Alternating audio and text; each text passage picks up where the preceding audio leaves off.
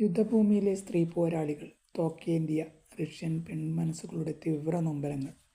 യുദ്ധത്തിന് ശേഷം മനുഷ്യജീവന് വിലയില്ലാതായി. ഞാനൊരു ഉദാഹരണം പറയാം. ജോലി കഴിഞ്ഞ് ഞാൻ ബസ്സിൽ വരികയാണ്. പെട്ടെന്നൊരൊച്ച, "നിർത്തൂ കള്ളൻ, വണ്ടി നിർത്തൂ കള്ളൻ!" എൻ്റെ പേഴ്സ്. ഉടൻ ബസ് നിർത്തി. പെട്ടെന്നവിടെ ഒരു ജനക്കൂട്ടമായി.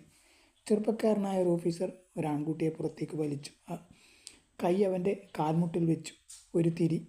അത് രണ്ടായി ഒടിഞ്ഞു. അപ്പോൾ തന്നെ അയാൾ ബസ്സിലേക്ക് ചാടിക്കയറി.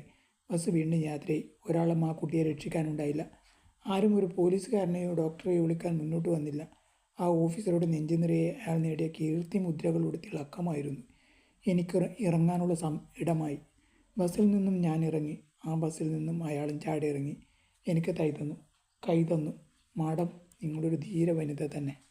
ഞാൻ വെറുതെ അത് ഓർത്തുപോയി.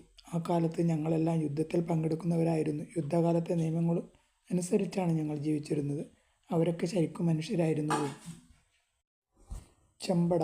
കുഴിമാടങ്ങൾ വീണ്ടും തുറന്നു നോക്കാൻ ഞങ്ങൾക്ക് അനുവാദം കിട്ടി. വേണ്ടപ്പെട്ടവർ എവിടെ വെച്ചാണ് വെടിയുണ്ടകൾക്കിരയായതെന്ന് അന്വേഷിച്ച് കണ്ടുപിടിക്കാം. പഴയ നാട്ടുനടപ്പ് മരണവുമായി ഇടപെടുമ്പോൾ വെള്ള ധരിക്കണം. വെള്ള ഷർട്ടും കാലുറകളും കൈലേസും എല്ലാം വെള്ള. എൻ്റെ അവസാന ശ്വാസം വരെ ഞാനത് ഓർക്കും. എല്ലാവരും വെള്ള ധരിച്ചു. വെള്ളയിൽ തുന്നൽപ്പണികൾ ചെയ്ത ടവലുകൾ കയ്യിലെടുത്തു. എവിടെ നിന്നാണ് ഇതെല്ലാം അവർക്ക് കിട്ടിയത്? ഞങ്ങൾ കുഴിമാന്താൻ തുടങ്ങി. കണ്ടുകിട്ടിയതും തിരിച്ചറിയാൻ കഴിഞ്ഞതുമെല്ലാം ഞങ്ങൾ കൈക്കലാക്കി. ഒരാൾ ചെറിയൊരു ഉന്തുവണ്ടിയിൽ ഒരു കൈ എടുത്തു വെച്ചു. വേറൊരാൾ ഒരു തല. ആരും മണ്ണിനടിയിൽ അധികകാലം മുഴുവനായിരിക്കുന്നില്ല. മണ്ണും മണലും ചേറുമായി കൂടിക്കലർന്ന്. എൻ്റെ സഹോദരിയെ എനിക്ക് കണ്ടുകിട്ടിയില്ല. എന്നാലും അവിടെ കണ്ട ഒരു തുണിത്തുണ്ട് അവളുടേതാണെന്ന് തോന്നി.